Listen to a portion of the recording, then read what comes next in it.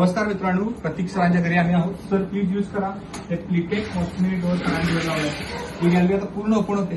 यातून हवा येते, पण कबूतर पण येतात, डास येतात, पाली येतात, माशी येतात. आता ते काहीच यायला नको. तर प्लीज तुम्ही परत बंद करा.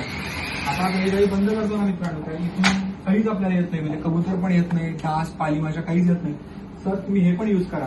हे जर बघितलं तर हे कपडे तुमचे स्टँड आमचे आपले जे प्रोडक्ट आहे कपडे आलेले सिस्टीम, ते पण सरांच्या घरी आम्ही लावलेलं आहे. त्याचबरोबर एक खालचं एक कोलॅप्सेबल छोटे युनिट लावले छोटे कपडे घालण्यासाठी.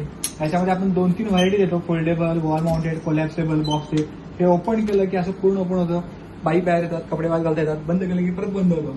सर आम्ही हे जे तुमच्या घरी काम केलंय त्या कामाचं मटेरियल माहिती तुम्हाला यूज कसा होतं या सगळ्या प्रोडक्टचा? I am very satisfied. जे काय वर्क केले आणि जो मला जो गॅलरीमध्ये आता जो फील येतोय 100% I am very much satisfied.